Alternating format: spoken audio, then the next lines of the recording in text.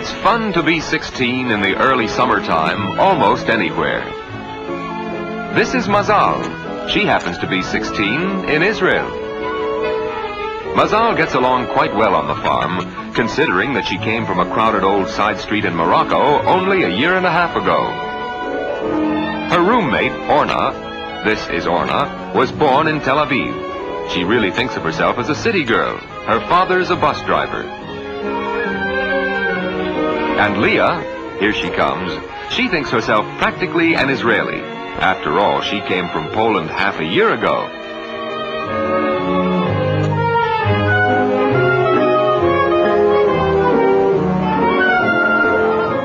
Three girls, quite different in many ways, thousands of miles apart not so long ago, now roommates and good friends. And this is the youth village where the girls now live, learn, and work. My name is Mordechai. I happen to be the director of this village. But this story is not about me, nor even about the village. It's about the three girls. Like many agricultural schools, we try to balance our curriculum. Work in the fields, theories in the classroom. At first, Mazal could only see her own eyelashes in the microscope. By now, she can diagram a seed pod quite well. True, our village is like any agricultural school. The youngsters have to learn harvesting, soil chemistry, mathematics. But in a few important ways, it is quite different. The classrooms are crowded with boys and girls from countries around the globe. They have to learn a new language, really a new way of life.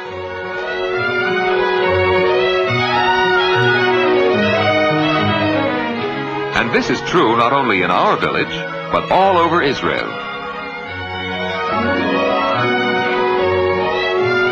We have a sort of small United Nations here. Not nearly as many arguments, but plenty of work to do. With all the class and farm work, there must be time for play.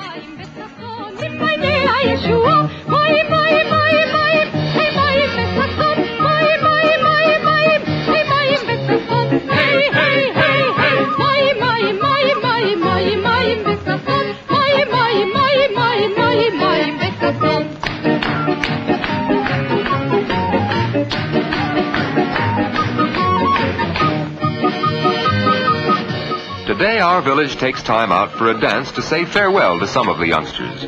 Our three friends who are leaving for 2 weeks of Gadna training.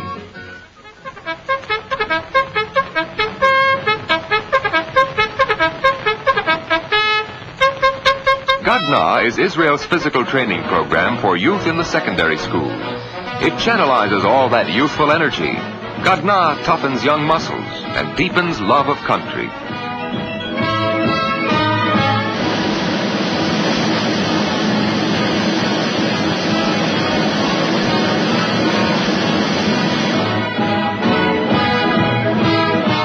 Gadna teaches the youngsters the real meaning of that adult word, responsibility. Responsibility to themselves, to each other, to our country.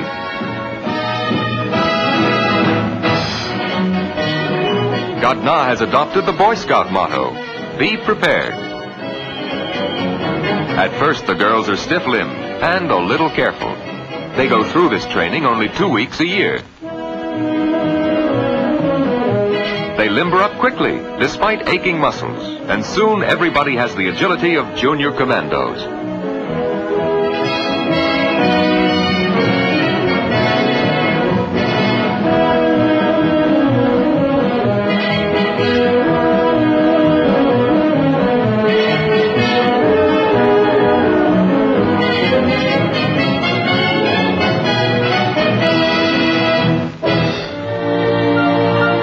The village, the girls, feeling pretty vigorous after their training course, have packed quickly and are off on their summer holiday,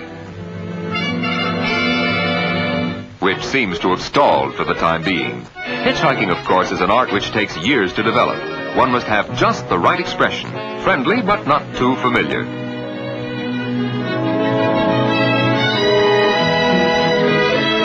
Hollywood's influence has apparently migrated to Israel. When I was a kid, I hitchhiked without showing my legs once. And who would have cared? Too bad. The charms of the lady didn't work. Who's a lady?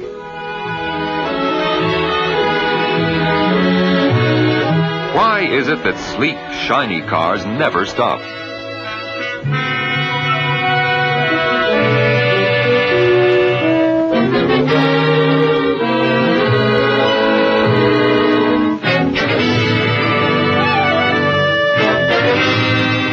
Well, it's not a limousine. It'll be a bit bumpy, but they'll get plenty of air. And soon they're off on their vacation to Tel Aviv.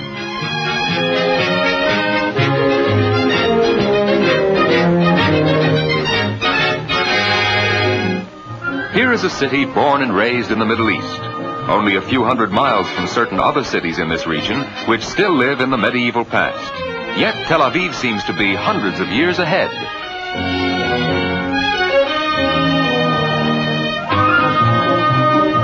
It has the sight, the sound, the feel of a Western city. Smaller than London or Paris or New York, still it has the same kind of rhythm throbbing through its streets, the same pulse beat, that undercurrent of purpose, of getting things done. But it also has something which gives it a unique charm. The houses with those porches in the air, they etch out a kind of pattern which spells leisure. The girls staying with Orna's family get a sense of this pleasant leisure in the late afternoon.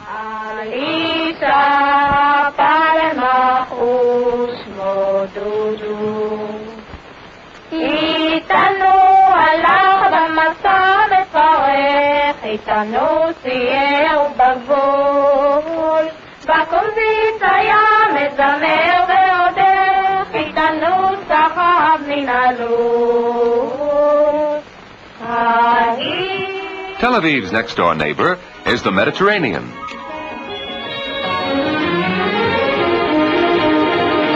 The sparkling sun and the warm Mediterranean are magnets drawing people from the streets and houses to the beach. Beaches bring out the basic humanity in people. Somehow you can play and laugh easier in a bathing suit. And Tel Aviv has a sparkling new pool built right into the sea. It's the hit of the season.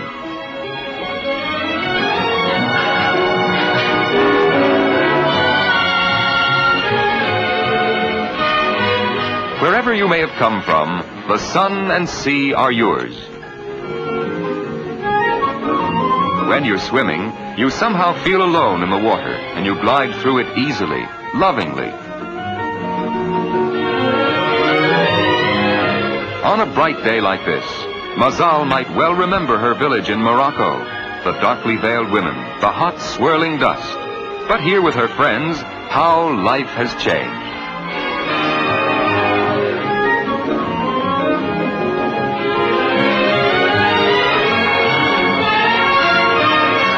Well, it was bound to happen. 3 young, pretty girls can't go unnoticed anywhere. Tel Aviv is no exception. Sorry, the majority rules, and the boys get nothing but a cold shoulder.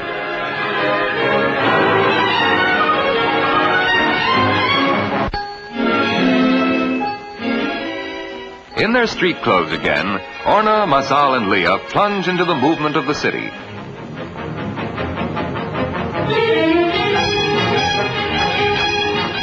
A city is like a river, rushing quickly along in some places, sluggishly in others, dappled by the light, darkened by the shade.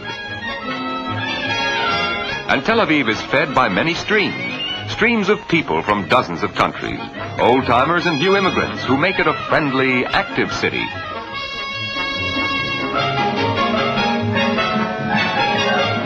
And when darkness comes, the city still throbs and flickers.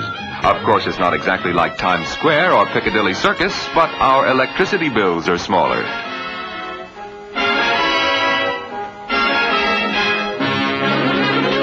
Night falls on the city, and the girls fall into bed. Orna dreams of her hitchhiking experience again, only this time she seems to be quite successful. The kind of success that only dreams can buy. A dashing young man astride a dashing new car.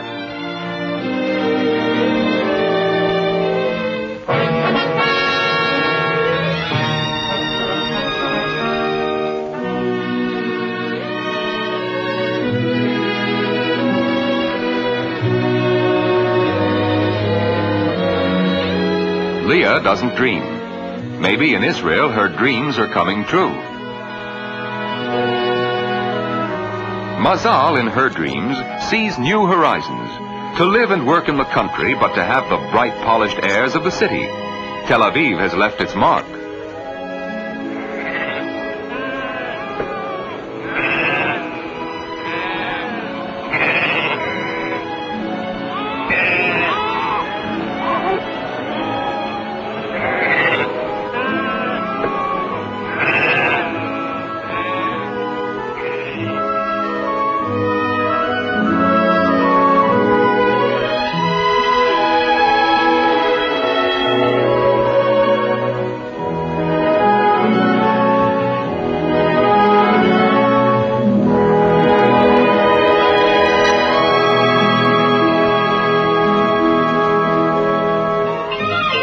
The possibilities of the city are enormous. Concerts, shows, exhibitions, movies. There's so much to see and do, the girls have a difficult time making up their minds. Movies are quite popular in Tel Aviv, but museums are sometimes more interesting. One of Israel's most flourishing crops is art. There are many artists, weekend painters and professionals.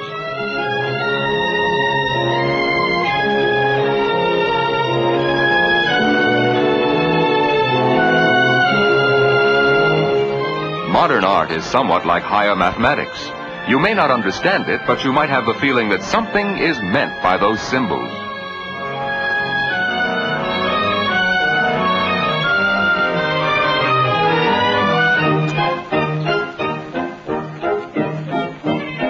Well, let me see. What is it? Could it be someone like me? Or could I be it? It must have been tough on whoever posed for it.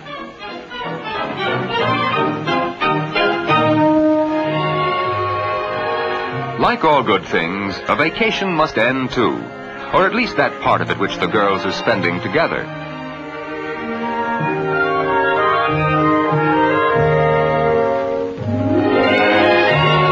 Is going off with Mazal to her family's village, and Leah is leaving to visit her parents in Jerusalem.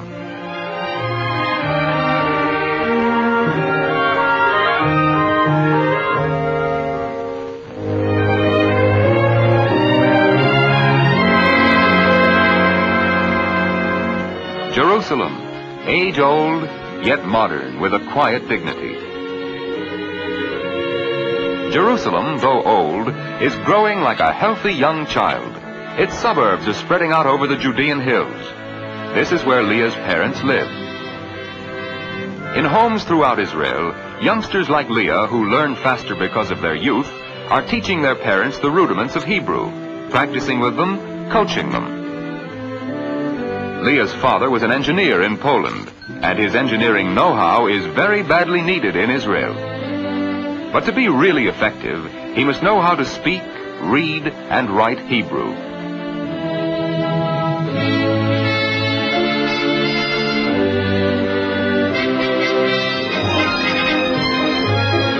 While Leah is in Jerusalem, Mazal has taken Orna to the village where her parents live and work. They're still on their vacation, but what kind of vacation is this? The girls think nothing of pitching in to help with the cotton crop.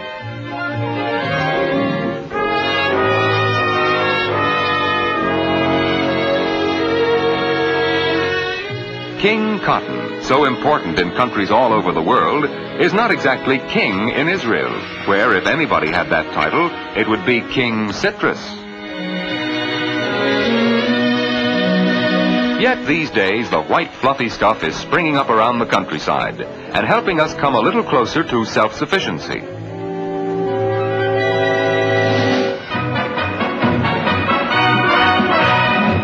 Just before returning to our youth village, the girls wind up their vacation by going to the Maccabia. All Israel seems to be here to witness this great spectacle. An athletic competition for Jewish youth from countries throughout the world.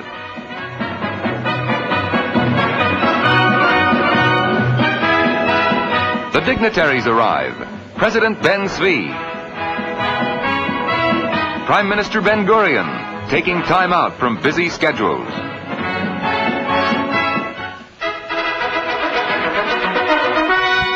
Proudly, the teams pass the reviewing stand.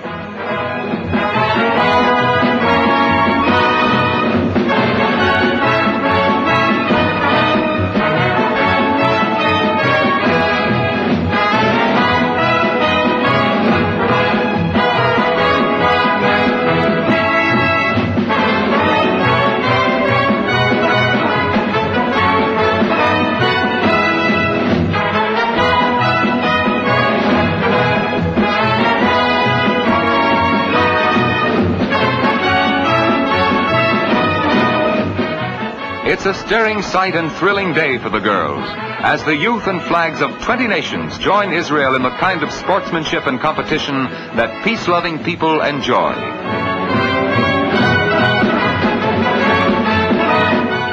The Jewish youth who come here from all over the world, they come to see with their own eyes the modern panorama that is Israel. They come to see the youth.